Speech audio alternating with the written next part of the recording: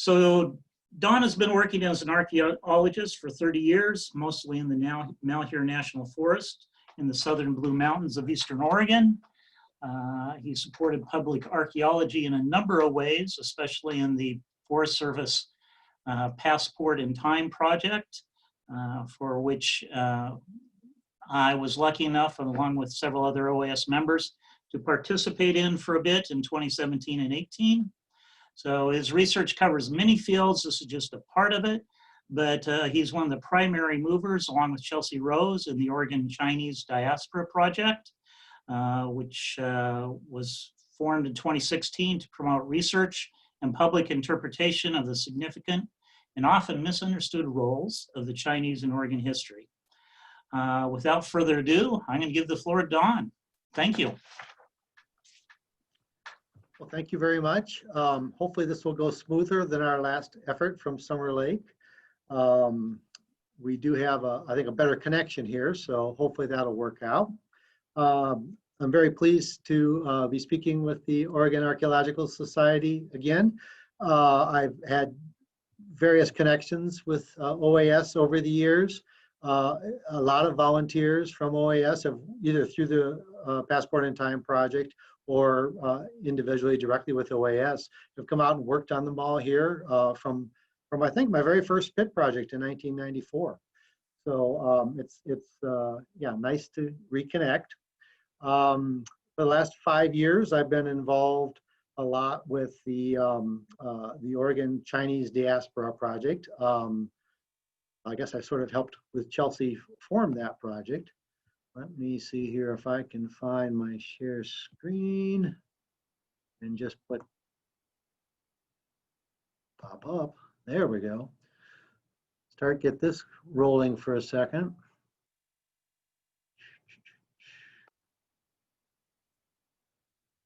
Please. Whoops. There we go. Sorry, I'm more more comfortable working with traditional technology than modern technology, so I'll struggle through this the best I can.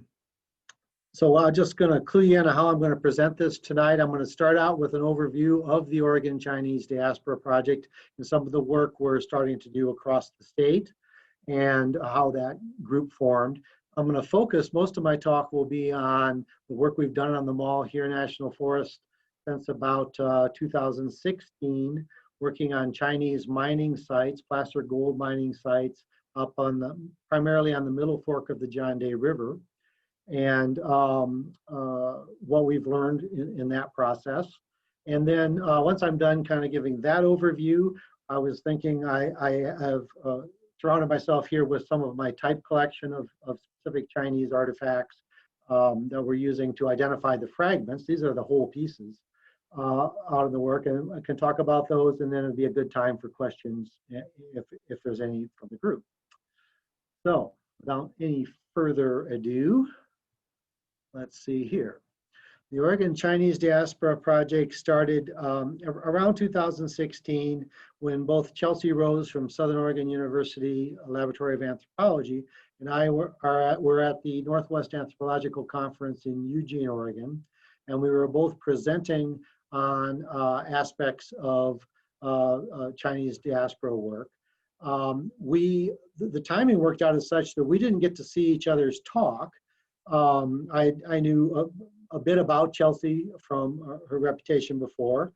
And we were both told by other people at the conference, though, we really should talk to the other person. And we managed to arrange an even get together where we started talking about what we were looking at in the role of the Chinese in our parts of the state. She's working out of Jacksonville area, southwestern Oregon. I'm working in northeastern Oregon. And basically, we haven't stopped talking since that point.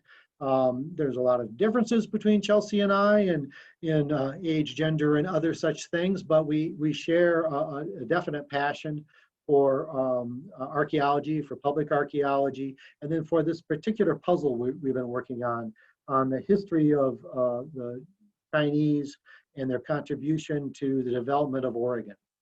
So as far as what the broader Chinese diaspora project is, we have a number of partners that we've sort of been cobbling together from that point. So the next Northwest conference, I believe it was in 2017, we decided to get a little more formal and put the word out for people coming to the conference that might be interested in Oregon Chinese diaspora issues to meet during a lunch meeting. And we ended up with about 20 folks there and started talking about how we could combine our forces and maybe get a better understanding of the role of the Chinese.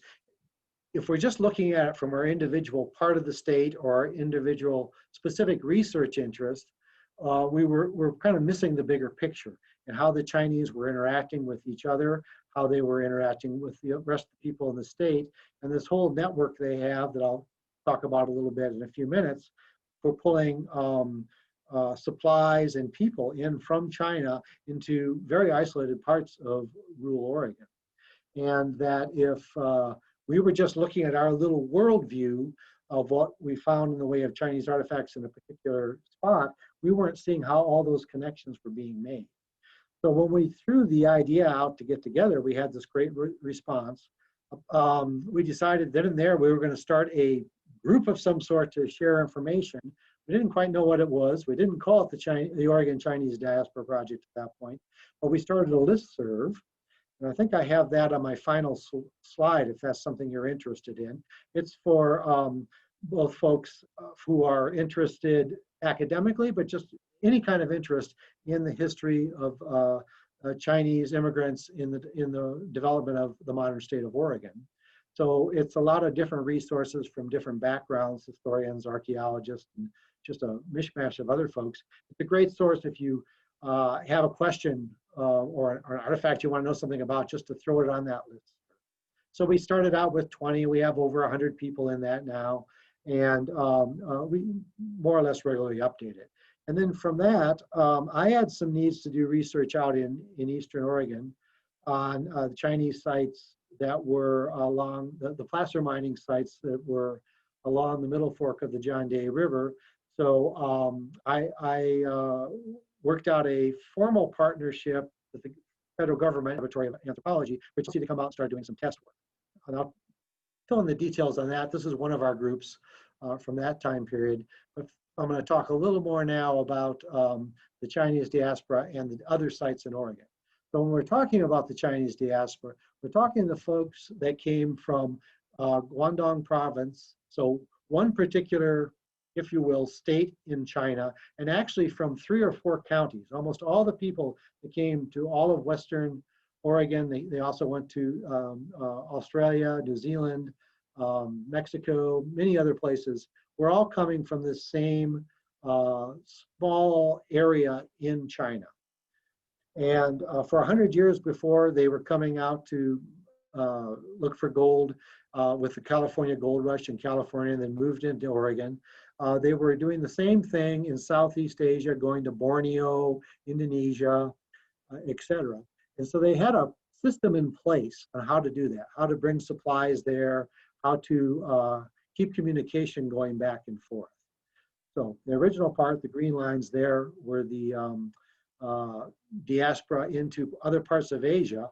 But with the gold strikes in 1848 in California and 1849 or 1850 in Australia, word got back to the Chinese very quickly. There had already been some trading networks that were established between those areas. And almost overnight, the number of Chinese, the growing economies in those locations just exploded in the 1850s. So in Oregon, the initial folks coming here were gold miners, the initial Chinese immigrants, and many of them were coming up from California, as the areas in the Sierras, the Sierra Nevada mountains in California for the initial gold strikes, the placer mining was starting to wind down. They hit most of the easier to retrieve gold, and they were dispersing to other locations.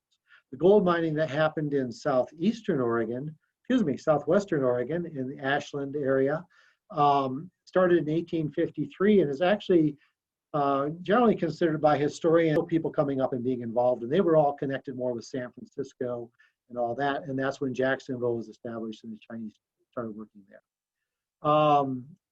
A few years later, and I don't remember the dates offhand, but the early 1860s, I believe, there were a number of investors trying to put railroads into various parts of the West Coast. There was, of course, the famous Transcontinental Railroad they had in California. They had a lot of Chinese workers, but in Oregon there were other versions of that. The Oregon and California line was one that had a lot of Chinese workers, and that was some of the stuff that Chelsea was working on at about the same time that I got to know her and we started this program. And she's done 2 years of research or excavation down there, and I'm not sure if they're going to do another one, but they're working on some more projects. It's all on BLM land. They're getting a lot of support from the BLM in that area to continue doing research in that location. Oh, and by the way, they might need some volunteer help, so they will probably be reaching out to OAS to participate in that in the future. And here's another one of the tunnels they worked on, some of the artifacts that were recovered, and some of the preliminary work they've been doing. There's a number of Chinatowns, and I haven't got the exact number, but over 20 communities in Oregon had separate Chinese districts at various parts in their development. In Canyon City, where I live, there was a small area, and this is a picture from probably about 1885 to 1890, showing the Chinatown at that point. It was burnt over pretty heavily in 1885 and didn't entirely recover at that point. And then in 1891, there was another fire that took it out altogether. And then John Day also had a larger Chinatown. Well, by the 1880s, a larger Chinatown. The gold mining in our area started in Canyon City. And Canyon City and John Day are 2 miles apart, so we're not talking about a major distance here. But Canyon City is located a little further up the canyon, as you might imagine from the name, where the original gold strikes were, but it wasn't a good place to develop a larger town. And the initial gold mining happened there, and then by around the 1880s, more of the gold mining was happening in the John Day Valley itself, and more of the Chinese moved there and developed a larger Chinatown. Part of that Chinatown was the Chung store. There were actually a number of similar Chinese run businesses in the John Day Canyon Chinatown at the time, but the Chung was the largest and the longest lasting. And the proprietors of the Chung, Heng and Lung An, lived out their lives in John Day and passed away in the late 40s, early 50s. So there was a long continuation of the Chinese presence in the John Day Valley. And Heng was a renowned herbalist, Chinese herbalist. And you still hear stories from people whose relatives were saved by Doc Hay back in the day. And it was a great deal of respect for him. And then Lung An was more of the businessman component of that. And he was also well respected, had a lot of shares in a local bank. He and the bank owner did not withdraw their money during the Great Depression, keeping the bank solvent and really helping the local community out. Lung An also started the first car dealership in Eastern Oregon in the 1920s. So they really became heroes in the local community in a lot of ways. The Chung now is a National Historic Landmark and a state-run historic or heritage site. And other than periods like COVID, is open to the public for free, and it's just fascinating.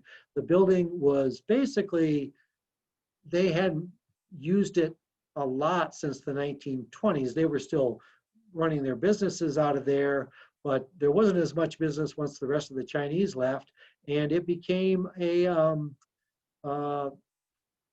repository for what their business really looked like in the 1920s and 30s and earlier. and is just a gold mine of valuable information. If you have not had a chance to visit the Chung, I definitely suggest getting that on your list of places to visit and get out to look at it. Kelsey has worked on excavations there. If you actually date, probably 2006 to 2008, when she was still back in school, she worked on one of the first excavations out in that area, which was pretty successful, and fell in love with Chinese diaspora archaeology. Just last year, she was out again. We're working with the state. The state's one of the partners in the Oregon Chinese Diaspora Project, state parks folks. And they did ground penetrating radar analysis. And because it looks like, if you look at the surface of the site now, there wouldn't be much left underneath the ground of the old Chinatown. But they identified the remains of several old foundations and some other things that suggest that expanding the excavation outside of Chung proper could be very productive in the future. Oregon State Parks is very interested in supporting that, and we are too locally, although as a federal agency, it's going to be a less formal support for that future work. It's still just fascinating. There's other things, just a few other areas where the Chinese were doing different projects in Oregon. There's the Eldorado Ditch. They were hired, a couple thousand Chinese employees, up to a couple thousand. We'll go 600 to up to a couple thousand. Were hired by a group of white investors to put a large winding ditch over 100 miles from where water was out to the ghost town, what's now the ghost town of Malheur City in far eastern Oregon, one of the last places a lot of mining was done.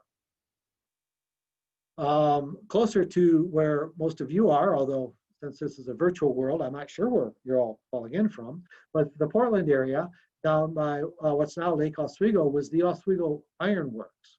And there was an attempt there to use, to harvest the iron ore in Iron Mountain outside of Lake Oswego and be able to locally develop iron, smelt iron in Oregon.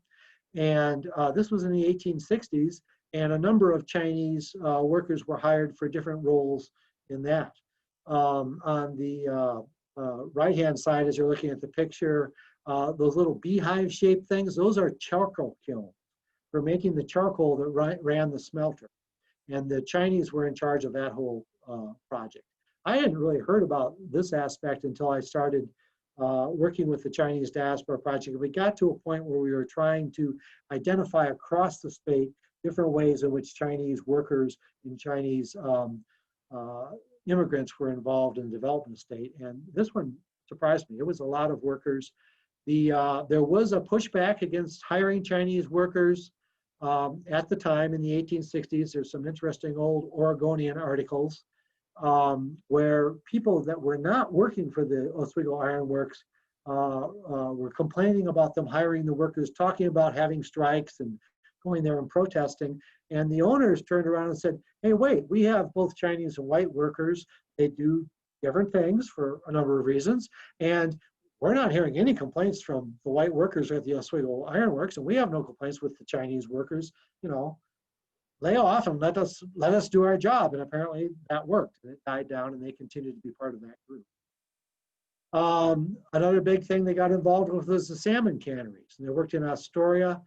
I'm forgetting the exact number, but close to 30 large salmon canneries were established along the Columbia River between the Dalles and Astoria. There were close to 20 of them right in the Astoria area, right at the mouth, canning salmon from 1860s or 1870s up until maybe the 1920s or so. And the Chinese were major participants in that work. They were basically blocked out from being fishermen. They weren't allowed to do that. A lot of Norwegians and Swedish immigrants were coming in and being the fishermen, pulling the salmon in. But they were doing the production line work in canning the salmon.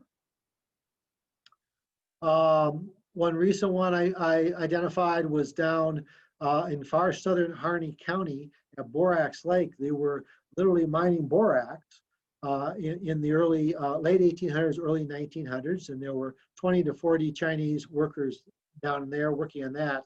The original name for this outfit was the 20 Mule Team Borax company, but then they found out some upstart company down in California had already patented the name, and they had to drop that. But as late as the 1960s, the lower right picture there was one of the sod houses that the Chinese laborers were working in. Some of those were still standing. Those are now all unfortunately collapsed, but it's still probably a fascinating archaeological site. It's owned by, I can't remember if it's the Nature Conservancy. It's owned by a private nonprofit environmental group, this area around Borax Lake. But we'd be interested in trying to partner with the Oregon Chinese Diaspora Project, partner with them, because that's really a different type of contribution the Chinese participated at in Oregon. So another component of this that Chelsea's been more involved with Stanford University and some other groups, starting out working with the centennial of the Golden Strike for the Transcontinental Railroad. They were trying to bring the Chinese picture back and celebrating that. Oh, I can't think of the word now. It's not the centennial. It was the 150-year anniversary of the driving of the Golden Spike. And in that process, they went through a very laborious process to get permission to do work back in China. And so they're going back to, they've done 2 projects there now, hoping to do future ones. I have also subtly suggested I would be willing to help out if there's an opportunity for me to help out.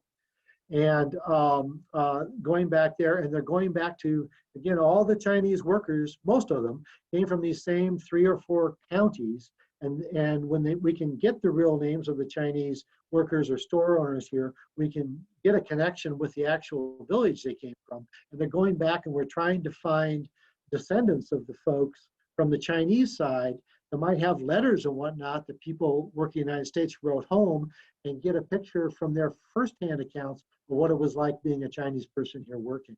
And there's a lot of excitement about developing that project and what the future may hold for that. One of the challenges in setting that up is doing the archaeological work on this stuff in the 19th century and early 20th century in the United States is the realm of historical archaeologists and in archaeology. Archaeologists in the universities in China really are not particularly interested in anything more recent than 3 or 4 or 5,000 years ago. Otherwise, it gets into a realm of history because of how long those cultures have lasted, which is mind-blowing. And it took folks from Stanford a while to figure out that they needed to tie in with people in university folklore programs. It's the folklore folks that are studying kind of the oral tradition that are studying that time period. And then they had the connections to get the permitting process to allow them come there and do these excavations in these towns, looking at, we have a realm or a range of different artifacts that we see here in the United States that came from China in the 1860s to 1880s and 90s.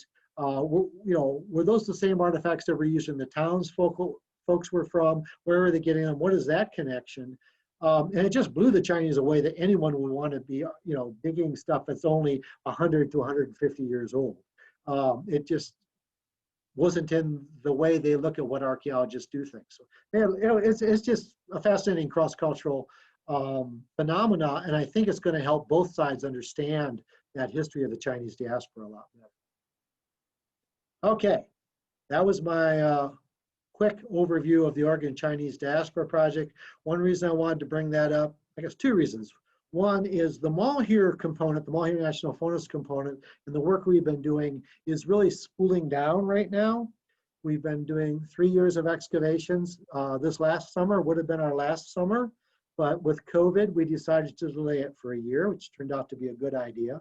We should have Chelsea and Southern Oregon University back out in this coming summer, barring, unforeseen difficulties, but hopefully we'll be in good shape by then to do that. And we will be reaching out to OAS and probably doing a Passport in Time project for that. And that'll be the final season of excavation at this point. At this point out in that area, we're finding enough information. It's really, the the next step is to do more robust analysis of what we found, be able to ask better questions for doing future work out there. It's almost at a point where we would be doing a little bit of professional malpractice if we just kept digging stuff out without taking a step back, analyzing and understanding more. I'll be talking about what we found a bit and why we think that's exciting. But the Oregon Chinese Diaspora Project as a full entity is going to continue doing work in many other locations.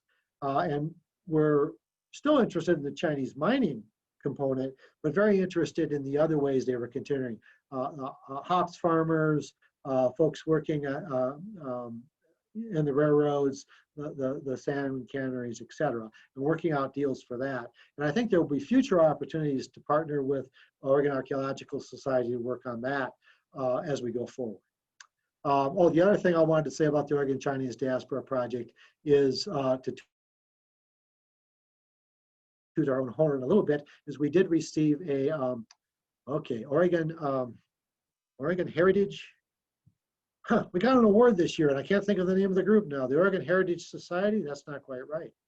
Well, we got a statewide award for our program. This would have been a lot better if I had a slide so I could read from right now. But we got recognition for our ability to network a lot of local organizations across the state to be looking into this underserved, underdeveloped area or component of Oregon history, which is kind of neat. We were supposed to have an award ceremony with this organization and get presented a little plaque and talk about it. That, of course, got canceled by COVID too.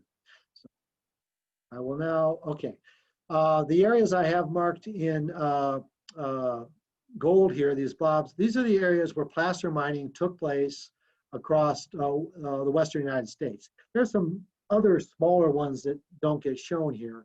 I was kind of surprised until I got into it more how widespread it was.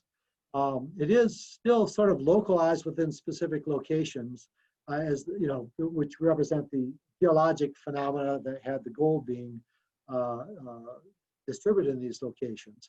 But all these locations had Chinese miners, sometimes or often becoming the dominant number of Chinese workers in the area. And the little red circle is the area that I'm working in down in John Day Canyon City. So first a little bit, what do I mean by placer mining and what are some of the techniques to do that? So placer gold mining refers to mining gold that is not embedded within the quartz rocks, not in the hard rock that you mine using tunnels and digging into the earth, pulling out ore, and then crushing it and smelting it and processing in that format. When miners talk about the mother lode is the gold that's in that context where it formed geologically. Placer gold is gold that was through erosion and alluvial processes, through water washing, was areas where these veins of generally quartz with gold in it were eroded by rivers and then tumbled downstream. And in that process, it freed up the gold. It's often called free gold. So it's not embedded in the rock anymore, and it shows up in flakes and nuggets. So the type of gold that you probably have a picture in your head of early prospectors, some old guy with a big long gray beard and a pan and a burro and a pick going out and digging in the stream and then using his gold pan and then jumping up and down and yelling Eureka when they find the gold. That's placer mining. And for prospecting, that's the first thing prospectors were looking for. For the people who were trying to figure out where the gold deposits are, they would look for that placer gold because it was relatively easy to find. And in some locations, there was enough of that free gold, you could make a good living or make some good money just with your gold pan or with another series of placer mining processes. But what a lot of people were looking at, what the speculators and the big money from the East Coast was looking at, is where did that gold come from? Where is it locked in the quartz yet still in the mountains? And there were other prospectors going and looking for that. So it's a pretty fascinating history of how all that worked. So beyond a person and a gold pan, there's kind of another couple of steps, but mainly it gets to various forms of sluicing. And sluicing is where in the front of this picture here, the wooden box with the little cross pieces going across it with the water flowing through it, represented by the blue line there, that's the sluice box. And the ground where the gold is, the free gold is hopefully being embedded in, which these guys are digging up there. They throw it in that sluice box, and then it gets washed downstream. And they have that at a very precise angle. And there's a bunch of vertical slats down at the bottom of the box that we can't see right now. And then the water that washes over that washes all the silt away and dirt away and sand away and most of the smaller rocks. And because gold's so much heavier, it settles down below that and gets caught behind those little slats that are put in there. And that's one of the primary ways to get placer gold, free up the placer gold. Down at the bottom of that system is a piece where it turns everything at a right angle real quick, and that slows the water flow down and settles out the fine particles of gold that then would settle onto a felt mat or even a fur, like a buckskin just left there. And then they can use mercury, which gloms onto the gold, to pull that out. So there's a final process that this doesn't show. But the landscape we're looking at out here when we're looking at the mining sites is the result of this kind of mining process. There was one improvement on this process, technological improvement, that's called hydrologic mining or hydraulicking. And that's when they used, basically envision a giant garden nozzle. So they'd set up a series of pipes to bring water from a high elevation down at high pressure to a garden nozzle, but this nozzle would be in the 8 to 20 feet long. Start out maybe being 3 to 6 or 8 inches wide and narrowing down to 1 to 3 inches at the end. And it would cause a powerful stream of water to blast out. This was a process that was developed in the California gold fields in the 1870s or 80s. Yeah, 1870s, I believe.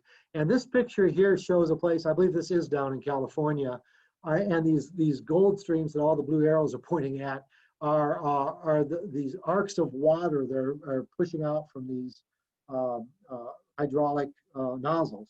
And they could literally erode away mountains. And to give you some idea of the scale, the little red box that hopefully showed up on your screen shows 3 people standing there by the hydraulic nozzle. So this mining cut is 100 to 150 feet tall. And there certainly was some mining of that scale in this area in southwestern Oregon, but a lot of it took place at a much smaller scale. So this is a picture from up in Washington State, by Battleground, I believe, that shows Chinese miners doing this ground sluicing technique. So the miners are on the left side of the picture as you're looking at it, and you can see they're digging into the bank. If you can actually see the shovel scars where they're digging into that bank there, removing the overbearing earth that wouldn't have the gold in it, getting down to the old stream bed that would have that free gold down inside it, and then throwing that material into the sluice channel, the wooden channel they have there, to wash down. And the overbearing stuff, the stuff on top that doesn't have any gold, they're just washing that away to get it out of the area. And then the other stuff goes down and connects to a sluice box, and they try to separate out that gold through the raffles, like I talked about earlier. On the right-hand side, you see what we call tailings piles. And that's the bigger rocks that are left after that process, after you take all the sediments and wash them away. These are all the old stream cobbles that were associated with the gold, but are not gold themselves, that are left in these piles. And that's one of the main things we see out in the landscape out in our area. So this is what those look like 150 years later out in the national forest. Just these linear piles of tailings of the waste rock. The sluices and the sluice channels were in the troughs in between each of those linear lines of tailings. Now, out on the Malheur, we knew we had tailings like this since the 1970s. Since the Forest Service started paying archaeologists to document things because of the National Historic Preservation Act. We knew there was stuff out there having to do with placer gold mining. We didn't understand much about it. Most of us, myself included, come from a background in prehistoric archaeology. And so we really were not very familiar with the technology of gold mining, the value of it historically, all that kind of stuff. We knew there was something kind of important going on. We didn't know how to address it. In the 70s and 80s, the archaeologists working on it at the time, I was working on a different district that didn't have the gold mining on the same forest. So I heard my colleagues complain about this, but I wasn't actually involved in the puzzle of figuring it out until I became the forest archaeologist. But they would go back to their managers and say, there's a lot of gold mining that took place out there. It's going to take, we need at least another full season in the field with employees going out to record this stuff to know what's going on. It's going to delay your timber sale. We're sorry, but we don't know what to do about it.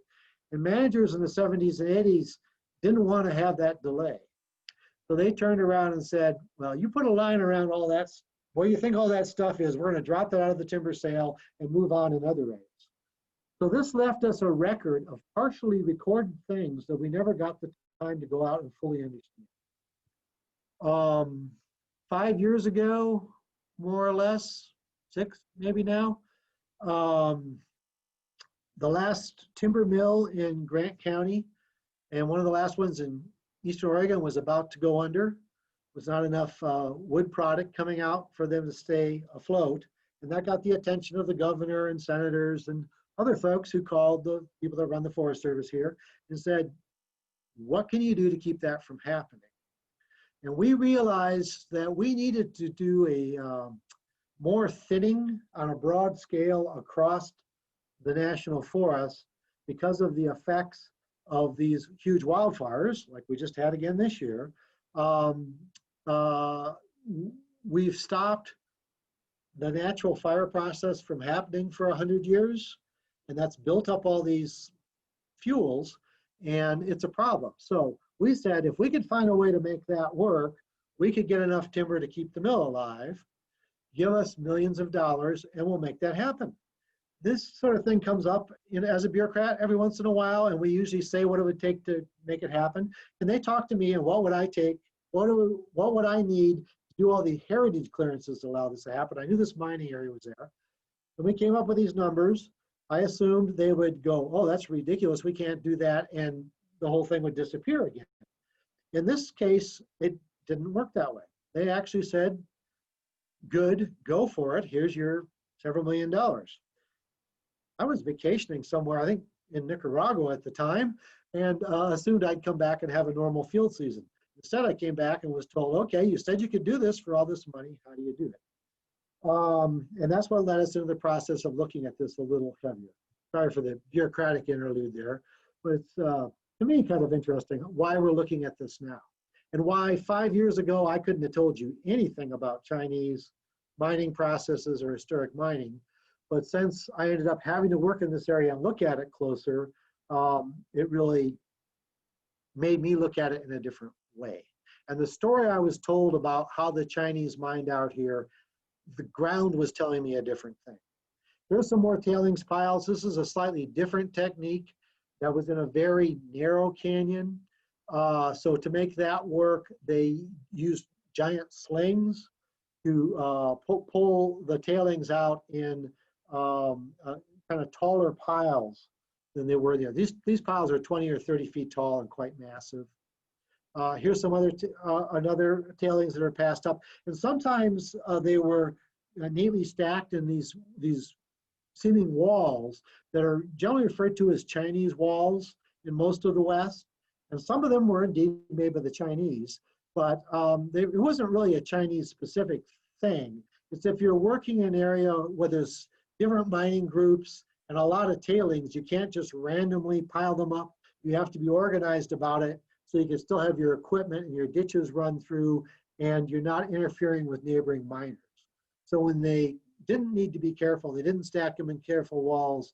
When they did, you had these kind of walls. So one of the first areas we were going to have this new aggressive approach to thinning the national forest lands. We did it under a 10-year, one single huge 10-year contract that went to local mill and business interest out here, which was quite unusual. And it meant that we needed to provide product, areas for them to go work, at 3 times the scale we had been doing in the last decade for the upcoming decade. It was a big ask. And we got out to the first area to start to work, and that was actually an area that had been previously surveyed. The archaeologists that worked at it didn't see any big changes from previous work that was done there. They sent it to me to sign off as the forest archaeologist. I remember calling and asking, are you sure this is right? Because isn't this where that mining took place? And shouldn't there be areas that needed to be addressed? And, oh no, that stuff was addressed previously. It's all good to go. I shrugged and signed it, went to SHPO, State Historic Preservation Office, they signed it, which is good for me because that covers my butt because I signed it. Long story short, when we were doing a smaller scale traditional timber sale out there, where we were doing the timber sale was not going to overlap any of the mining stuff, we were good. Since we were expanding the scale many times and doing more of these thinning projects, it ended up overlapping areas that were these placer mines that extend hundreds to 3,000 or 4,000 acres in size. And if you're doing landscape scale thinning to try to reduce the effects of fire, you don't want to just cut out areas of that size. The timber markers that were doing this came in and talked to me and said, you know, there's these piles of rock over in one area that you're having us not put our timber sales on. But out in the middle of our timber sales, these other piles of rock, and we're just confused. Are you sure you want that to happen? And I said very confidently, oh, I'm sure it's not a problem. I'll go out and look at it. And I got out and looked at it. Yeah, sure enough, huge areas of our timber sales were going over these mining areas. And I spent a few days out there hoping the mining areas would end, and they didn't. And then I came back and I reported to my boss, you know, we got a problem here. And traditionally we would just drop that timber sale and go on to something else. This whole big 10-year thing that was going to save the mill and the local economy and the governor, it was a hard say to just drop it. So they gave me more money, and I thought to myself, I wonder if these would show up using LiDAR.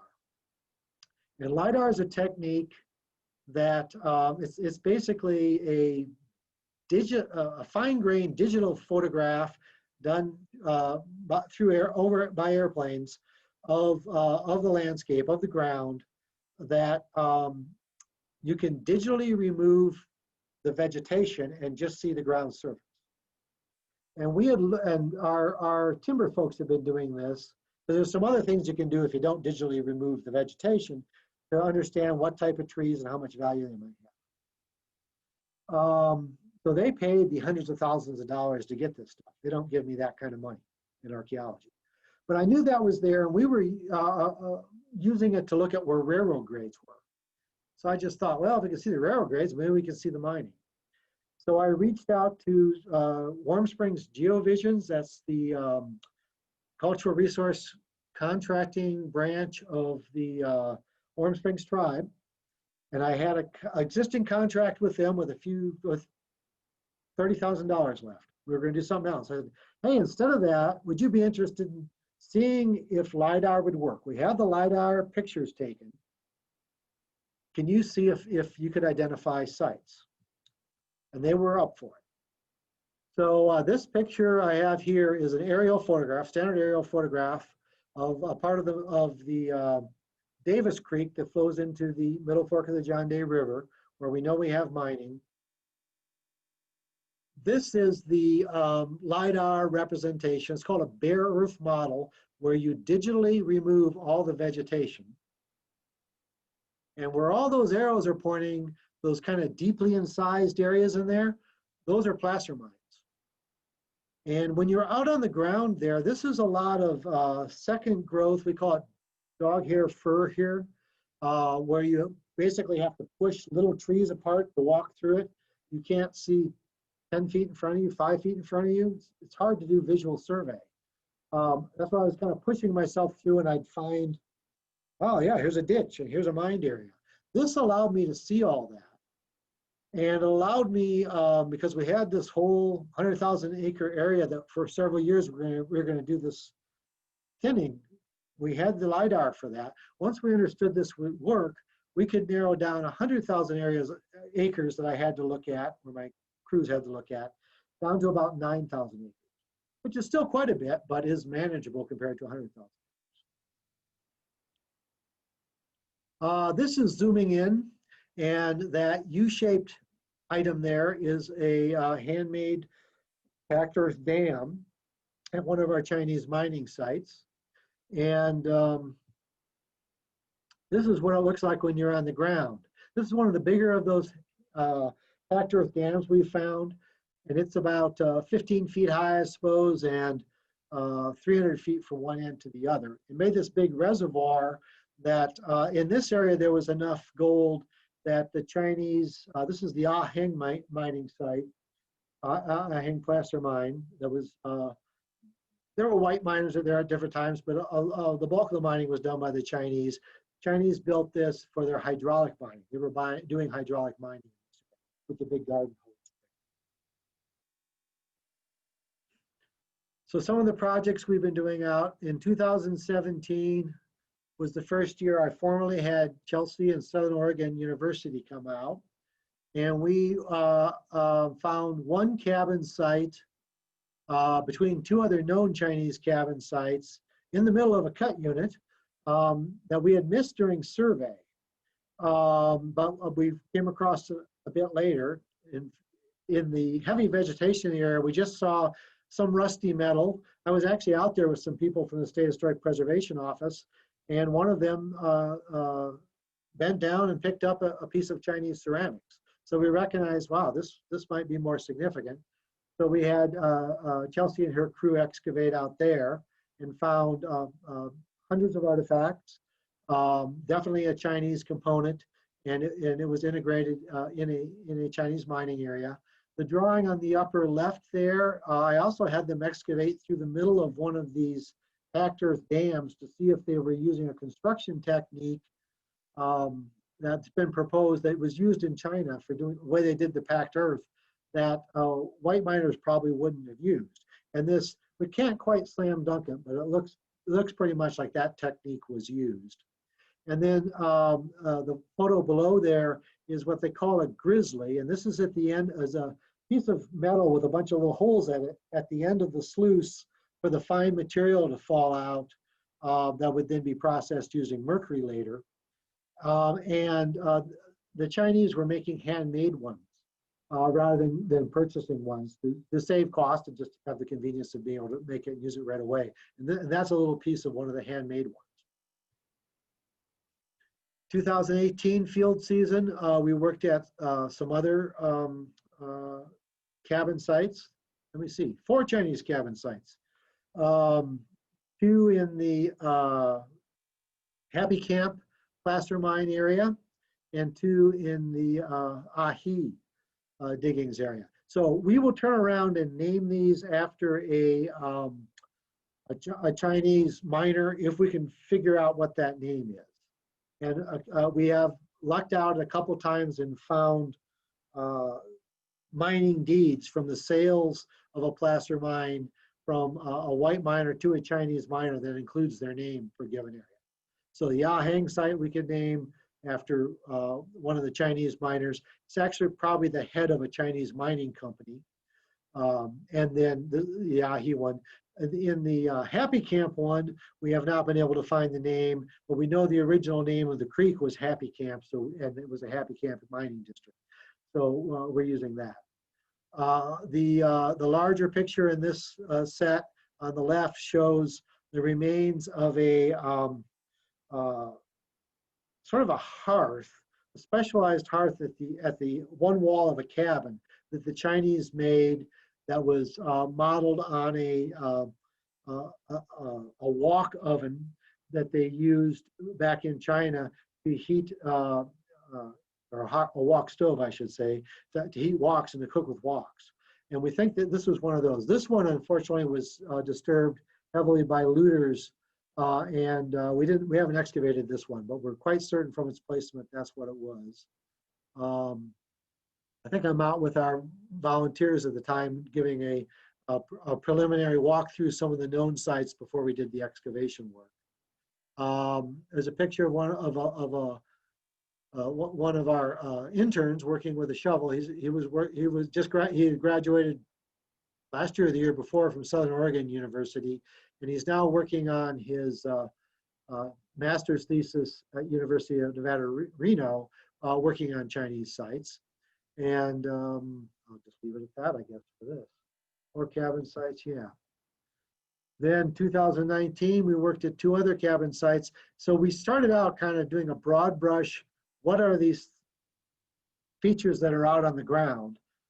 And when I say cabin sites, it's not like you walk up to a cabin with walls and a roof or anything. These were pretty lightly made structures to begin with that are mostly deteriorated now. Maybe we'll have a little bit of a rock foundation, and then that one wall often developed as the wok cooking area. So the pink flags on the upper part of this photograph show the number of metal detector hits we had. So even though you don't see all that much on the ground, once you start running a metal detector, there's a lot of metal and then associated ceramics and glass. The metal doesn't show up. There's really quite a bit at these sites. I was surprised with my background in prehistoric archaeology, how deeply buried the historic material that's only 150 years old is. A lot of this is between 10 and 20 or 30 centimeters deep. And I would have, that's what I'm used to seeing prehistoric sites out in this area. So I was surprised that it got that deeply buried. One of the reasons we got fooled on the significance of the sites over time is we just assumed more of them would be on the surface because they aren't that old. But they buried up pretty quick. Let me see. So that was 2019, because we didn't work this last summer. Last year we didn't work. That was our biggest crew. This was done as a field school from Southern Oregon University. We did have folks from OAS up here helping us out. We had Passport in Time volunteers. And let me see, I think maybe I have slides on the next thing. Let me keep forward. Oh yeah, the 2020 field season. We delayed that for various reasons, hoped it would go through, it hasn't. But the good news is we are going to do that in 2021, as I already mentioned, and we will be reaching out to OAS because we will use volunteer support in some way, shape, or form. We're not sure if they're going to, if folks will be working directly on the excavation component or maybe using the metal detectors ahead of time like we've been doing to pinpoint areas to work for Chelsea's crew to come by later. Okay, so the Happy Camp Mining District, the map on the left here shows the extent of the mine. So this is the full site. It's about 1,200 acres in size. The pink areas you see are areas that were the actual mining took place. The slightly yellow lines, that's the ditch network to bring all the water down to these areas, and it includes the reservoirs. We're in a very dry area. To be able to mine longer into the season, they made this network of reservoirs to build up the water pressure and then run it through the sluices a couple times a day after preparing them during the days. There's some pretty ingenious stuff they managed to do here to keep mining for the maximum amount of time during the summer. The lower left-hand picture there shows two of a type of Chinese bowl. I'll show you some intact ones here when we're done that have the Chinese maker's stamp on them. One of the neatest things we excavated that year was one of these wok stoves.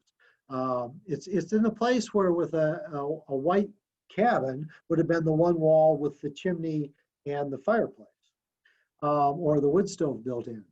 And the thing that first struck us is when you have an old cabin with a chimney and a rock hearth, the way it collapses is usually fairly obvious, the big chimney falling over. And this didn't look that way. It's just this weird pile of rocks in the middle of a placer mining area that has just got piles of rocks all over the place. So, but this one was on one wall of the cabin. So what was going on there? We could see in this one had not been damaged by looters. So it had some upright vertical rocks that clearly weren't part of the natural alluvial there. It got me thinking something more was going on. So we did excavate it. And do I have pictures of that? Oh, there's a wok oven in China that Chelsea or someone else took when they were over there working at the Chinese locations. So basically, rather than having a wood stove or cooking right directly over the fires like you would in the fireplace, they had this hole cut in it that you would stick your wok on, which has a rounded bottom, and then the chimney's out in the back of it, drawing the heat up through there. We didn't know for sure this was what this feature was when we excavated, but once we excavated, it was clear. We found in that picture there under the horizontal rock, which probably would have been the front of where they would have had the wok placed.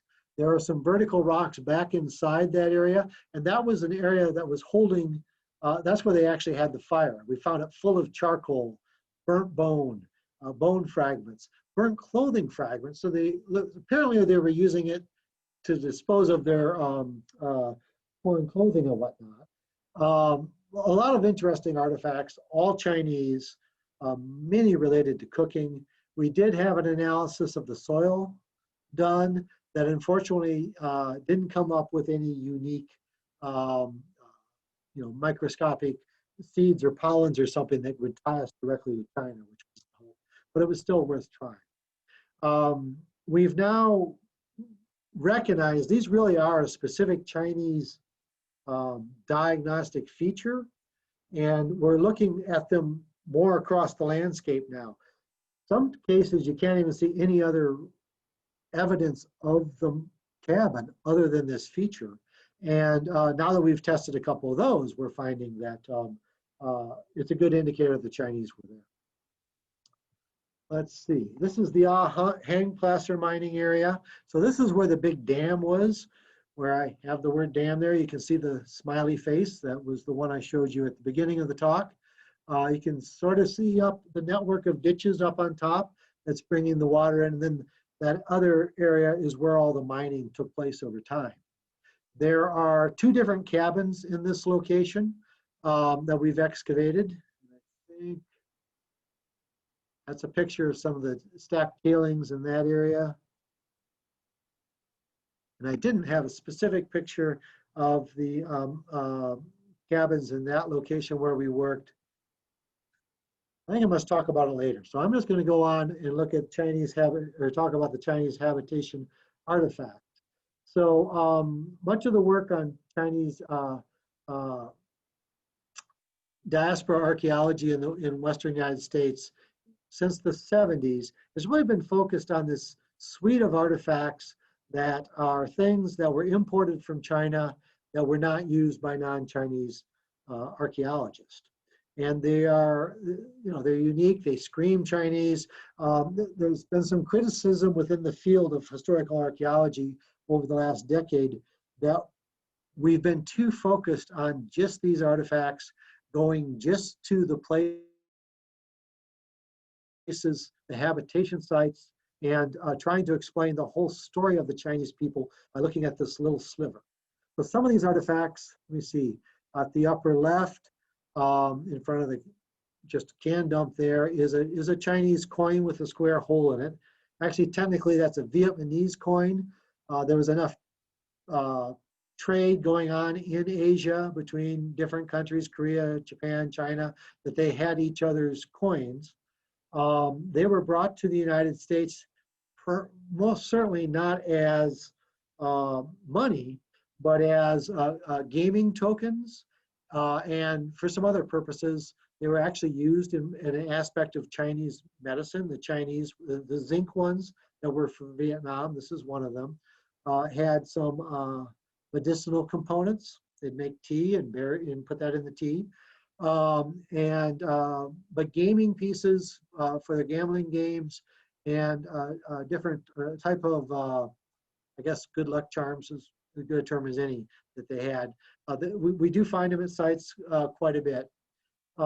In the middle, the long linear picture is from, I think that's from an opium container, which has some brass in it, and that's the stamp of the manufacturer, Chinese characters, of the company in Hong Kong that packaged the opium at the time. It's important to remember opium was still legal in the United States at that time and imported legally and used by some percentage of the Chinese miners. After working 12 hours out in the placer mines, getting soaking wet in what's often cold weather, relaxation was rewarded if you were successful. The upper right there is a tea kettle.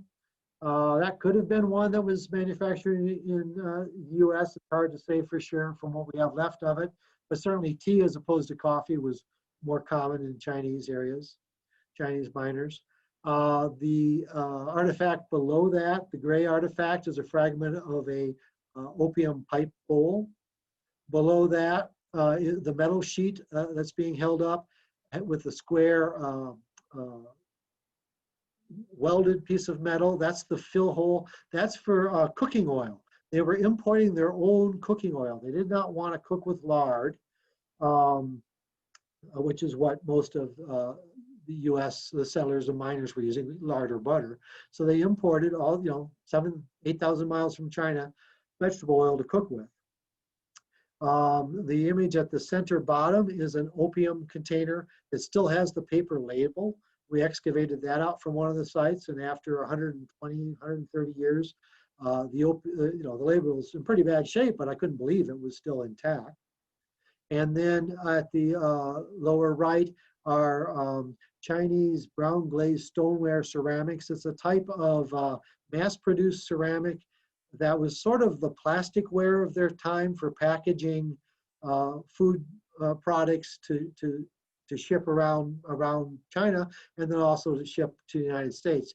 And there's a variety of different containers for sauces, for liquor, and for preserved fruits and vegetables and things. And we find those quite commonly at these sites. This is a gum rubber boot, which were common by all miners of all ethnicities in these areas and sold in the local stores. But in this case, they've been hobnailed. A bunch of little nails have been pounded into the bottom to provide improved traction. And there were some commercially available hobnailed boots, but they were not very commonly used in this area. And we don't find any evidence that anyone other than the Chinese miners were using them. And they seem to be prepping them at these locations for use by the mining company. The Chinese were also, rather than making the investment in buying those large hydraulic nozzles, which did cost a lot of money, and then basically to build up the pressure you needed to use metal piping to bring all the water down from a higher location from the reservoir. So it took a fairly major financial investment to get all that equipment together. The Chinese, sometimes their mines were productive enough to make that investment, and they did have connections to do that, and they did mine with full hydraulic mining systems. The Ahi mine up in outside of Sumter and Granite, connected to Baker City, was one of those, and the Jinlin mine down outside of Jacksonville. Those were huge placer mining operations run entirely by the Chinese that were of that scale. But it looks like the Chinese in this area, in much of the West, they recognized the benefit of that nozzle, and they made their own smaller nozzles that then they would tie to or sew to a piece of canvas hose that was cheaper and readily available to get. So we're calling them now low pressure hydraulic mining. And we don't see any evidence that any of the whites were doing this, although it's really possible some of the whites were learning from the Chinese and copying that. We haven't seen that. The Chinese definitely had metal workers with them, each Chinese mining company, and they were doing that. So this artifact is about 3 feet long. It's made with riveted sheet metal. And then at the narrow end on the right-hand side, it's actually wrapped around a piece of pipe to reinforce where the water burst out. Some more evidence of the Chinese metalworking. Holding up a small section of railroad rail, about 7 or 8 inches long, 9 inches long, I suppose, that had been cut out. And we found that in the Habitation mine, one of the cabins there we were working. That really didn't make any sense. We knew that there was railroad logging in the area, but that was several decades after the Chinese mining took place. It was in the early 1900s. So how did this rail get there? What we assume happened is that the Chinese working in the railroad areas, maybe on the Transcontinental Railroad, maybe at the site down by Jacksonville, that ended up never actually getting pushed all the way through. But anyway, working on those locations, they were taking damaged or scrapped, or I suppose stolen potentially, pieces of rail and cutting these sections off of it. And I think they were using them as anvils. I think that was a small portable anvil by the Chinese blacksmith. They were doing a lot of other similar things. So the other 2 little inset pictures there is a pick on the bottom one.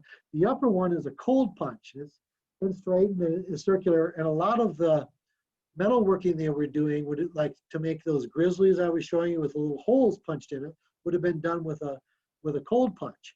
But the picks, the tip of the pick broke off a lot. And we find associated with Chinese blacksmithing areas, they'd be bringing those tines in and then prepping them, straightening them out so they don't have the curve that the pick has, and then rounding the end and using them as cold punches. So there was a number of things they were doing. Here's another picture of another piece of grizzly. So they were taking a tin can. We're finding in their sites that rather than having the different miners living in different areas and just leaving their trash where they were living, all the metal is being, and most of the artifacts are all being centralized in one small location. It's usually where one of these cabins are and where cooking was taking place. And they're recycling the metal, and we're finding all kinds of evidence of them working with it in various ways. Often what we find are the cutout pieces. So on the right-hand side there, someone cut out a square piece of metal, turn it into something else. Or maybe that was actually part of a little lantern they were making to make a wind shield for a small oil or candle lantern. Hard to say. And then there was a grizzly, piece of a grizzly on the left-hand side. This was, we just found this in 2019 also. It's actually up on BLM land in an area out in the John Day area. The arm belongs to one of my interns, and we're taunting the BLM. They're based in Prineville, the people that manage land out here, and we're being very successful. They're very interested in applying for money to work out here and have Chelsea and her group continue working on that land base. But this is near where I live, and in Canyon City. So I was hiking up there and I found a cabin site. We finally found one with a couple pieces of Chinese ceramic associated. And then this was a shovel, and they flattened the whole shovel out. So it's not a curved piece like a shovel would normally be. And then they cut this perfect circle out of it, all with a cold chisel. If we zoomed in and looked closely, you can see how they cut it out.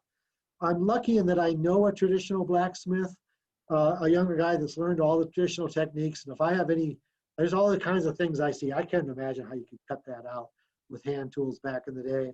And he always tells me I'm an idiot and explains exactly how to do it. So that was all cut out with a cold chisel. Here we are. I did get to this part. This is back at the Heng site.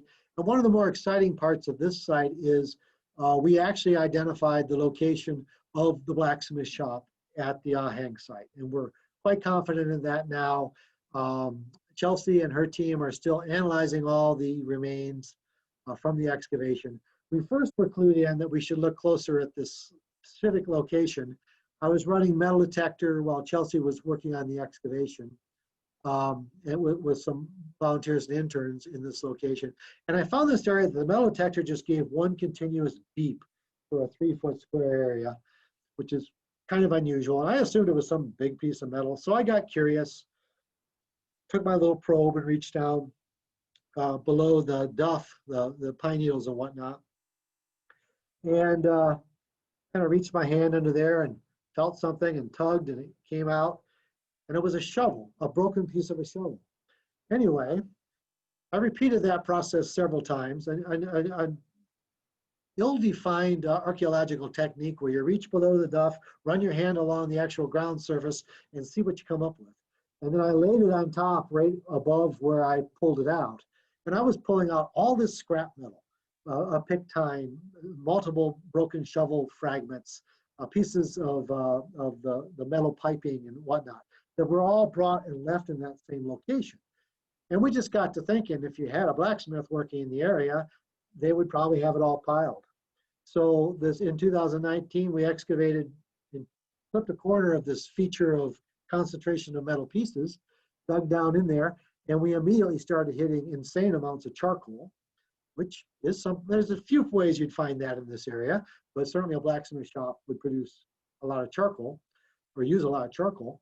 And then we also we found sometimes called clinker and the other term now, but the waste material from smelting. The non-metallic material that will form on the outside when you superheat metal or metal ore and start working with it. A clear sign of blacksmithing. So we found all those things in this area. And part of Chelsea's final report, which will be happening after this upcoming field season, after 2021, one of the things we're going to highlight is, to our knowledge, this is the first identified Chinese blacksmith shop in Oregon. There's been good work at a shop. It's great, so we can do comparison with it at Idaho City, or no, not Idaho City, Pierce, Idaho. At a town site, small gold mining town that had a known Chinese blacksmithing shop, and a real good study that was done there comparing Chinese blacksmithing techniques with U.S. and European blacksmithing. Oh yeah, and one of the things they found last year was, so the guy holding two pieces of metal up facing you on the left-hand picture there, the one on the right, his left hand, the broken piece, is one we recovered during the excavation and we're kind of puzzling about. So Chelsea also has her on-call traditional blacksmith. So she called this guy come up and look at some of the artifacts they were finding and help, what does he think? Was this a blacksmith shop? And he goes, oh, that's a nail header. And Chelsea probably said, what? Because when I first was told, I said, what? So he ran home and got the other one from his toolkit. It's to make a square nail, put the head on a square nail. So you make a tapering, squarish piece of metal, taper it out through pounding, superheating it, pounding it out, but you leave the upper part to be a little bit wider than your nail header, and you drop it down to that nail header. So Chelsea's taken a square nail that was a handmade, hand-forged square nail from that site, and then matched it up, and it fits perfectly with that nail header. Kind of fun. So that was the work that's been done, a cross-section of some of the artifacts and features we worked with. I'm going to get into this a little bit of detail. I realize I'm going on a bit here, but one of the neatest things we have found is the traditional story you hear about the Chinese miners, when you hear about them at all, is that the poor starving Chinese back in China were so desperate because of the famine and the warfare that was going on, that they fled in droves and came to the United States, and they were only allowed to mine the areas previously mined by the white miners and they were, you know, pawing through the tailings and just eking out a little bit of a living, blah, blah, blah, blah. There is some truth to that story. Things were rough in China at the time. There was famine, there was warfare. But what's become clear to us looking at these sites is these guys knew what they were doing. They were sophisticated about it. And that got me doing research in the history of Chinese placer mining before they came to the United States and Australia. And that got me looking at what they were doing in Borneo from the late 1700s into overlapping the period when they were coming here. Chinese from the same 3 to 4 counties in China were going to Borneo. They were going as this type of Chinese business arrangement called a Kongsi. And a Kongsi is a partnership where all the members of the group, whatever their role, they didn't work for a wage. They worked for a percentage of the final profits that came in. And they would, you know, so you could be a partner in that group with just capital, if that's what you had. But if you didn't have capital, but you had expertise as like how to find gold, that's an important skill in this sort of thing. Making ditches and bringing water down into the gold site. Cooks, they always had cooks. They always had metal workers. They always had gardeners. The sultans of Borneo that were allowed them to come in and work cut this deal that they needed to buy all of their food and other products from the sultan and his people. The Chinese found that inconveniently taxing, pun intended. So they set up their own system to bring their own supplies in and to produce their own food and work together in these teams. And we see a lot of the same evidence for that at the sites out on the Malheur. And so looking at that a little bit closer, I dug up what we have in the census data and some of the mining claim records in Grant County Courthouse. All these things are incomplete or for very short periods of time, but they give these hints. And in the 1880 census, the census taker scribbled some notes on the back saying that these Chinese that are living in these households together of up to 24 people in one household, they were actually Chinese mining companies. So he must have actually interviewed them in more depth than most of the census takers did, or had someone who could translate, or had a Chinese person who spoke good English. I'm not sure how he learned it, but he actually gave the name of the company, which household they were in, so we can go back and look at those records, and how many people were involved. It's like, these are the companies. These are not poor white people, or poor Chinese people, starving Chinese people, either working for white mining companies or just eking out individual livings. They were folks that had this skill set and this system to bring goods and services back and forth to China. They had been doing that for a century before they came here. Of course they were doing the same. It's one of these weird things that once you put the pieces together, it makes, you know, it had to be what was happening. Anyway, I drone on. There's some more Chinese lease records that also refer to not just Chinese companies, but a couple of them they're referred to as co-partnerships, as, you know, partnerships of groups, which is exactly what the Kongsi in Borneo, the Chinese Kongsis were. And these are kind of cool. You see the pictures there where they actually had the head person of that company, his name, it mentions the company, and then he actually signed it. They were literate people. They were not poor, starving peasants. In China, if you were literate, if you could write your own name in Chinese script, you know, you were, you know, middle class, upper class. You were doing pretty well. You weren't the average peasant couldn't read or write, wouldn't be able to do that. Okay, that's probably enough of this summary at this point. I do have some other information here. It has both Chelsea and I's contact information. Summer events for Sula, that was really, she probably will be planning some more again for 2019 or 2021. We're hoping we have something decent. The Explore APA Heritage website is something we're involved with, and we're putting more and more information about Chinese sites in Oregon up on there. I forget, we're at 13 or 14 now. It's a really neat website. It has places to go visit to explore. APA is Asian Pacific American.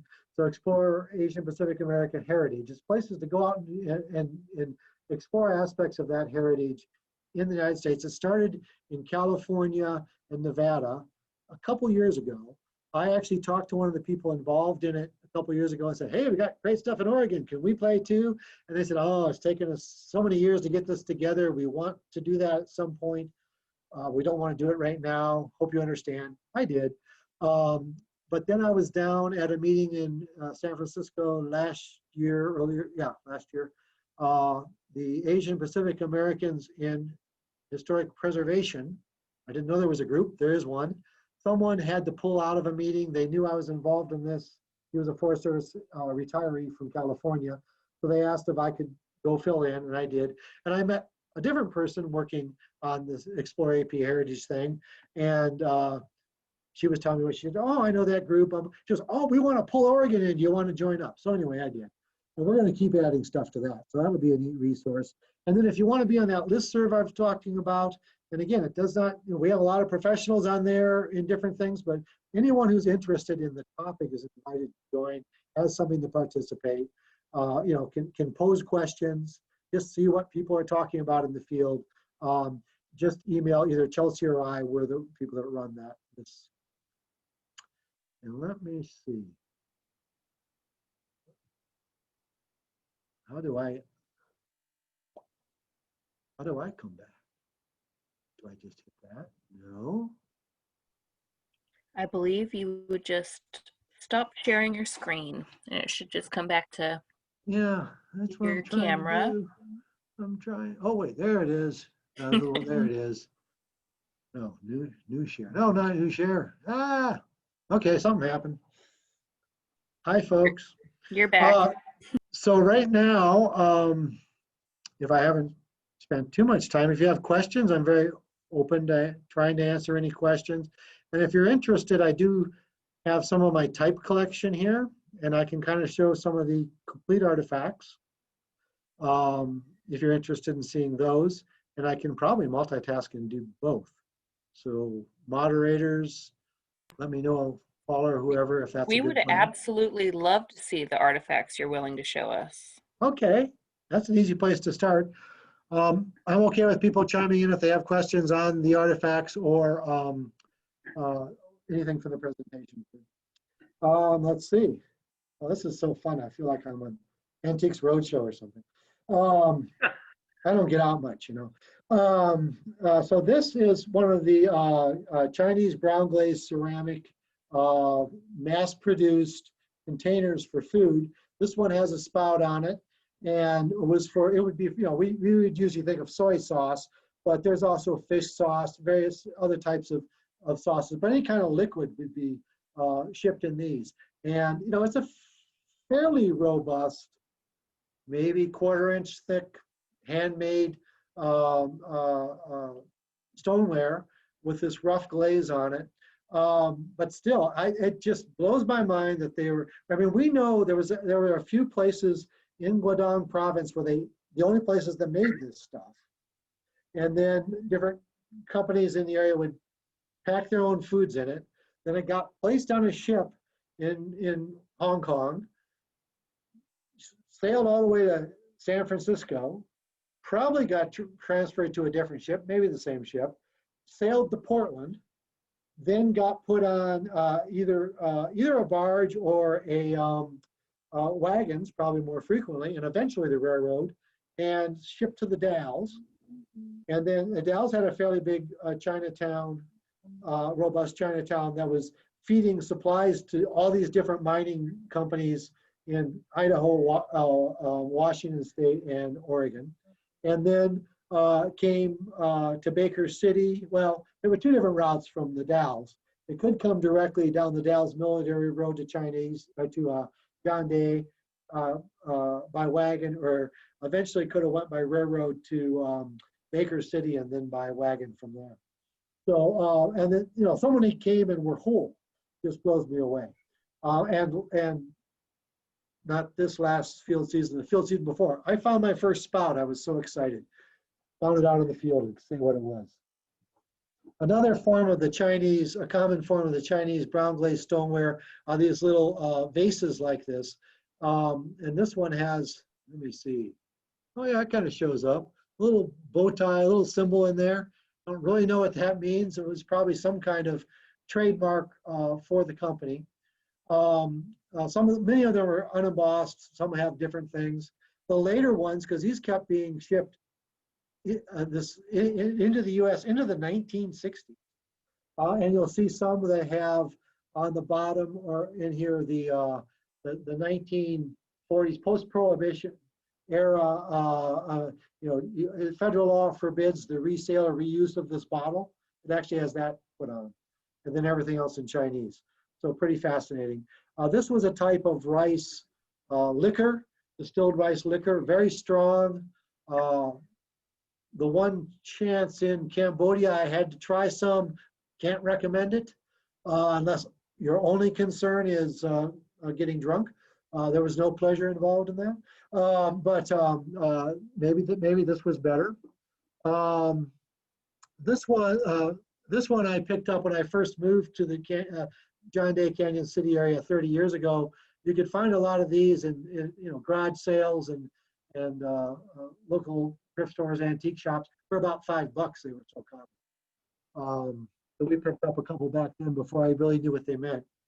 2 rice bowls, if I can do this, with 2 different patterns.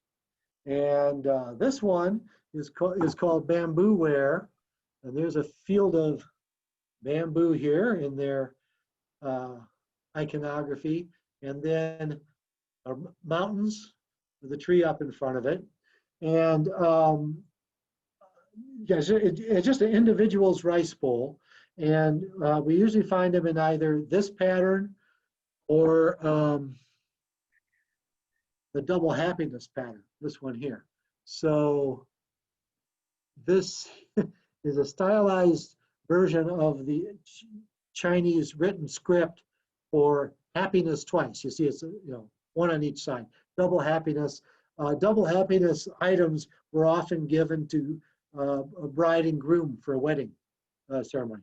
These were, it was probably just a reminder of home and whatever business, whatever ceramics manufacturer, the people importing the Chinese goods, the Chinese people, the deal they cut to bring things for the miners here. And probably each of the individual miners had their own bowl. And this one on the inside, you can see in here, so someone pecked, probably with a nail head or something sharp like that, broke the glazing to get to the ceramics underneath that's porous, and then probably put ink or something on it to make it dark. And there's like a symbol of a leaf, and then I don't know what the other thing is. And that was probably, so they knew which bowl was theirs. Their personal mark, that was their bowl. The other of the 3 styles of ceramics we see, this one in the form of a plate is called 4 Seasons. And there's 4 different plants, distinctive flowers, and then a peach in the middle. And the 4 different flowers are peony, chrysanthemum, and 2 others that I don't recall. I think maybe a plum. They represent 4 different seasons in China. And this was another common ware, probably a little less common than those 2. It might have been a slightly higher end thing. But of the dozens to hundreds of distinct ceramic styles and designs available in China, basically only these 3 show up here. And if you look at Chinese mining sites from the earlier 19th century or late 17th century in Borneo, the same patterns show up. So those relationships between merchants, sea captains bringing the material over, and the mining companies, you know, extended for 100 years before they ever started working in North America, which just blows me away. Again, this was not just starving people stumbling around. These two little items here are little liquor cups. When you are importing only this much liquor at a time, even though it is very strong, you know, you shared it for in tiny little cups like this. It was usually probably heated. And when you're out there in the early spring or late fall, you were probably very happy for that because it is pretty cold in the mountains. So this one was a Four Seasons design again, but on this little bowl. Oh yeah, this is another, doesn't really have a design per se, but it's a light green and called wintergreen. That's another pattern that we see here. Two soup spoons. If you've been to a Chinese restaurant, you've seen these, which are still used, same sort of thing. Four Seasons and the bamboo pattern. Hey, Don, Yes, sir. this is Kaiser. What are you doing Are those here? artifacts? Yeah, I'm watching you. And pal, this is absolutely superb. But Very are good. these artifacts you're showing us all from digs, or is there a mixture of stuff you bought at antique shops and whatnot? Yeah, this is sadly a type collection I put together digging through eBay and digging through, some stuff I had that was purchased locally just because I thought it was interesting 20 or 30 years ago. And then other things I decided I wanted to put a type collection together here because I didn't have one to work with. But you have found pieces of all these things you're showing us in your digs, correct? Correct. Many examples, yeah. The one exception to that is the last one. Now I really feel like I'm Antiques Roadshow. And this one just blows me away. And they do show up. We're going to find one yet. This is a decanter for serving the liquor, and it's for heating it up. So they take it from here, pour it into this, and then put it in a hot water bath, and then share it among the miners. And there's something, to me, my picture of a miner, Chinese or other, is not a group of people that have delicate little things like this and they're setting out in the field. And but you know, cultures are different and unique. So that's all I have. Don, Go ahead, Jim. Don, I have one more question. Well, actually, I have one observation and one question. Very good. Observation. This is one of the best talks I've ever seen at OAS. Thank you so much for this. And if you and Chelsea and others don't collaborate on a book, you're missing a bet. So that's the observation. The question is, when you go out and look at these things, do you check neighboring forests? I had the happy experience of going with George Meade to a Chinese camp way the hell up in the boonies on the La Grande Ranger District. Yes. So have you weighed and measured your stuff against what's on the Wallowa Whitman and other local, and even over on the Boise National Forest and whatnot? We are comparing notes. Let me see. I have Meade's self-done publication, which is very useful, Two Dragon Camp, that has nice illustrations of the artifacts for comparison, and that's nice. And then they also had Priscilla Weggers from University of Idaho at the time come and work at the Ahi Diggings location, and that was a more, I guess, a little more robust publication. That was really the last work done. That was 1996, I think, done in this area. So I have access to those, and then I will, how do I put this? I have not been able to engage my current counterparts on those two forests in a robust way. And that's just where they, their heads are on, what's important to them, which is too bad. Because they were leaders 20 years ago, and then they just kind of stopped. I understand how that happens, but it would be nice if they would re-engage at this point, because we have new tools and new information. I'm going to keep pestering a little, but I don't know where that's going. We're having more luck with BLM at this point, but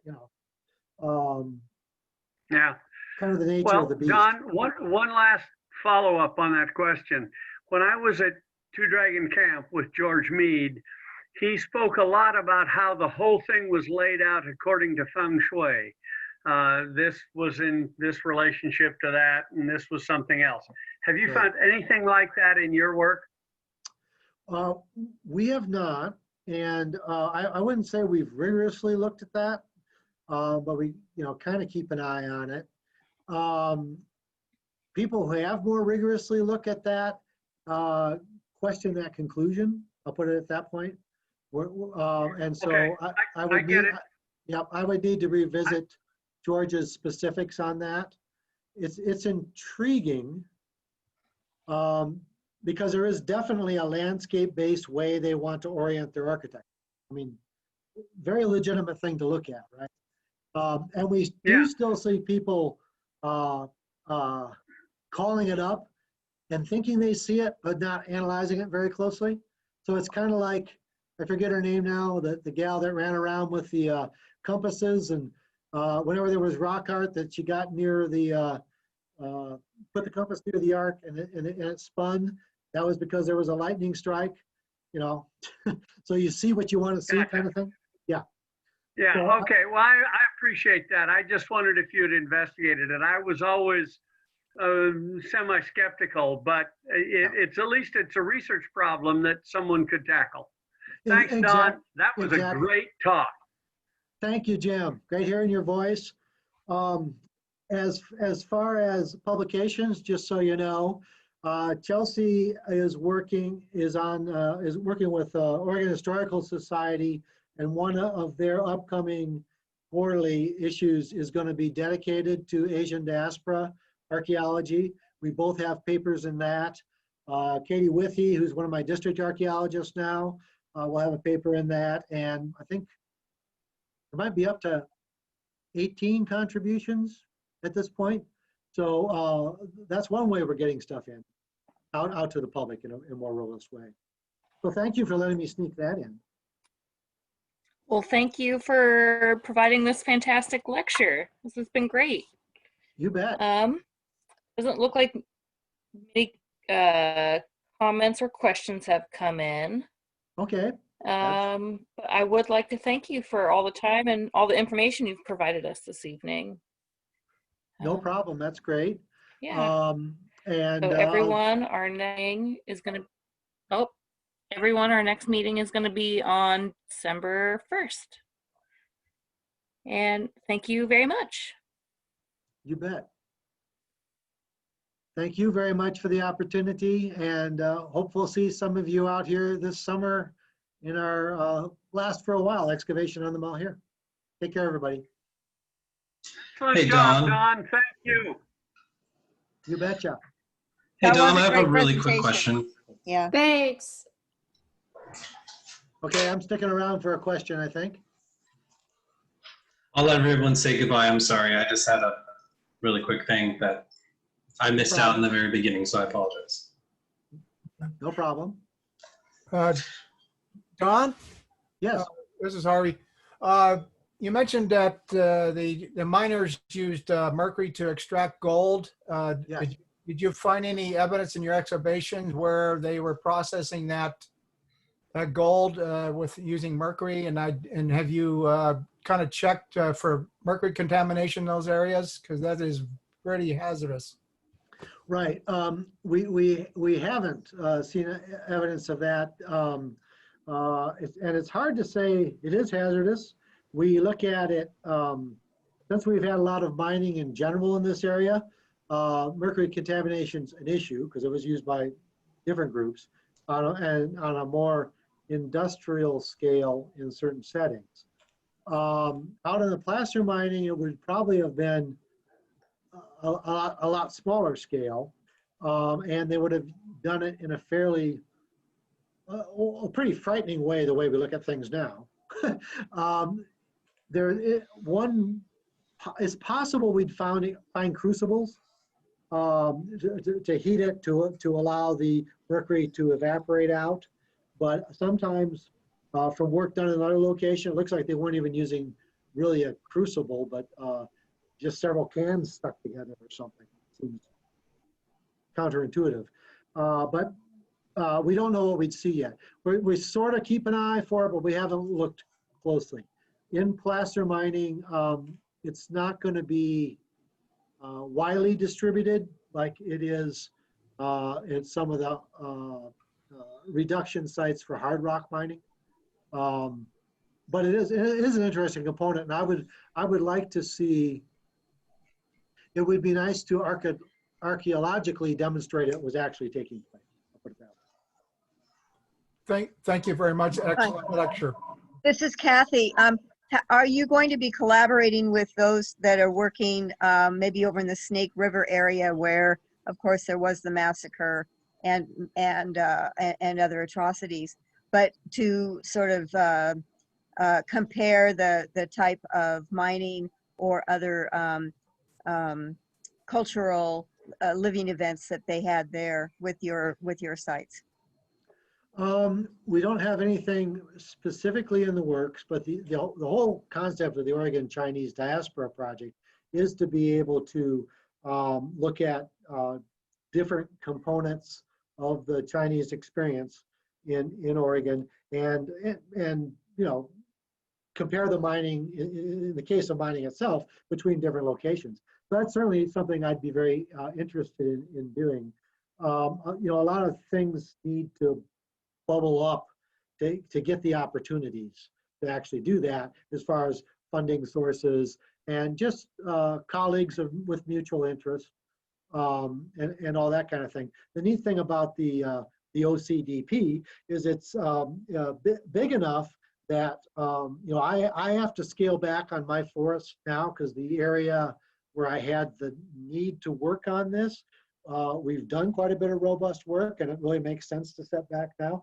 And I do have, you know, other tasks with other aspects of archaeology I need to keep focused on. My partners at Sula are going to write up all the big reports for us, which is great. And then we're going to be looking jointly for other opportunities in other locations. And the Snake River, that'd be a fascinating one to be involved in, sure. There's some neat stuff going on there. And one thing I definitely... Yes, sir. No, don't let me interrupt. You continue and then let me interrupt. Okay. I believe I was going at, where was I going at? Oh, one thing I've learned that surprises me is the nuances of different types of placer mining. And again, I'm a prehistoric archaeologist. I'm comfortable with little obsidian flakes and that kind of stuff. This has been a big learning curve for me in the last 5 years. I would not have done that learning curve, honestly, if it wasn't so dang fascinating. There's a lot to learn here. One of my big lessons, besides the fact these were not poor starving individuals eking out a living, but sophisticated groups coming and making good money off of what they were doing, is that the nuances of different types of mining technology in placer mining itself. It's not just placer versus hard rock mining. And the Chinese were really good at scaling the investment of the type of mining they would do for the particular setting they were in.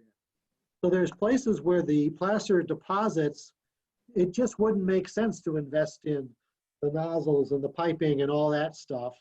But if you do a less expensive methodology, you can make some living.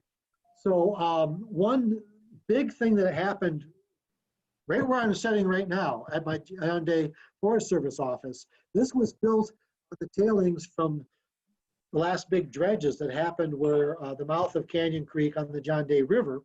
And before the dredging happened in the teens and 20s, the Chinese were out here for a couple decades digging through the overbearing ground and getting to the gold that was in the floodplain 10, 20, 30 feet below us. And they had, at one point, at least 17 water wheels and derricks to pull the material up from underground. And we have this brief descriptions from some of the early landowners out here who were leasing the rights to do that on their ranches and on their farmland. But we know nothing about that. There's no, all the physical footprint has been erased from what we can tell by the dredging. I've been looking for evidence on the edge of the dredging and can't find it. So that whole technique is a whole different thing than the stuff I discussed here. What was happening on the edges of the Snake River, I'm going to eventually come around to the Snake River thing,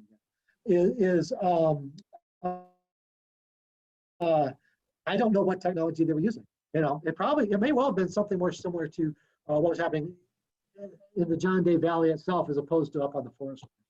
So there's a lot of work left to do. It's really cool and exciting. Okay, Don, Yes. one observation, one question. Observation, they found the Lewis and Clark camp in near Missoula, where they went up the canyon by testing for mercury in the soil. So you might want to get a hold of Carl Davis or Jory Clark, who are the regional and current regional archaeologists there in Right. terms of testing for mercury. Just thinking Yeah. out loud. Yeah. That's observation. Second question, did you know that Joe Reese, who did her, I think, MA or PhD on Chinese canneries in the Columbia Gorge? I'm trying to remember. I do know of that. I'm not intimately familiar with that. But yeah, that has come across my radar. Well, Which you mentioned Chinese canneries, Yep. and I just thought that's a place for you to go when Yep. you need that kind of background. Yeah, Okay. definitely. Thanks, And dude. that- It was a great Yep. talk. You bet. And just to follow up a little on that, that's one of the, that's in the high likelihood of one of the next things that the Oregon Chinese Diaspora Project is going to be going to, because we are talking to folks, so associated with the Columbia Gorge Scenic Area, there was testing on private land done at the one of the cannery sites, Chinese-dominated cannery sites in the Dalles, and that collection is at Eastern Washington or Central Washington, I forget. And Chelsea and I have tied in with those folks and with folks at Columbia Gorge to try to get access and then look for funding to work with graduate students to analyze that. And certainly Joe's work would be, a key part of the background set up for that. So that's pretty interesting. Well, sure. Joe worked at Warrenton, and I believe, it's a long time. I'm an old retired geezer, Don, but I believe that some of her work took place on National Scenic Area land Okay. at Warrenton. So it's Okay. something to check out. Yeah, definitely. No, good leads, both those. Paula, I think we had a couple questions on the chats. All righty. What was the name of the project? Accelerated Restoration Project, something like that? Yeah, the timber project, it's gone by a couple of different names now. It was initially the Accelerated Restoration Project, and then that was sort of the part of the big picture, and then or the Stewardship Contracting Project, because it was all packaged together under this big 10-year contract, which is kind of unheard of. And then there's a bunch of sub-projects under that, which are Galena, Big Mosquito, not Cliff Knox. Let me see, Ragged Ruby, Austin, and the one I can't think of in the middle, that were all, that's what the individual NEPA analysis was done on those 40, 50,000 acre projects that made up this bigger thing. And yeah, now we're marching forth with other things that are related to that, because it has been. All right. And also another one is, what kind of bones were found in the Wok Stove? What were they eating? What was at that what were they eating? Was that a research question in this project, or was it known that they were purchasing what they were purchasing, like alcohol? ? As far as the bone fragments that we recovered from the Wok Stove were mostly very fragmentary and hard to ID. It was one of the research questions, and one of folks that works directly with Katie is a faunal analyst and very interested in the topic, and so she was doing that. I saw briefly a preliminary list of the IDs, and I believe there was some poultry, chicken, probably, and some beef, and I can't remember pork, which would be normal, and I can't remember for sure if we saw that there. The most compelling one is a complete mandible, lower jaw fragment, half of a lower jaw, of either a large domestic sheep or a pronghorn, what we call antelope, which isn't technically an antelope, a pronghorn. We're really rooting if we could pin it down as pronghorn, because that would demonstrate they were very likely hunting game. And one of the other things, common myths about the Chinese, is they weren't allowed to have firearms. You see that written up all the time. Before they were beat up on and couldn't have guns to defend themselves. What do we find at every Chinese site? Shell casings. We actually have the mechanism from a gun, from a rifle at one of our sites. Clearly they had guns, probably for protection, but more than likely they were procuring a lot of their own food through hunting. And we'd love to be able to demonstrate that some game was brought in. As far as the liquor, the only evidence of that we have is the ceramics. And let me see from that site.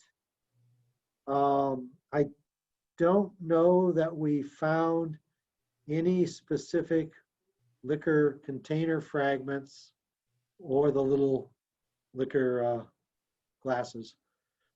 But I have to admit, I don't know for sure. We've been getting a lot of, there's been a lot of artifacts to each of these excavations since 17, and all that material is at Southern Oregon University right now in various stages of being cataloged and looking at. So I'm not intimately familiar with it, but we do know from other from other sources that they were buying that liquor here in John Day at the Kam, Chung, and others. All right. Well, does anyone else have any more questions at this time?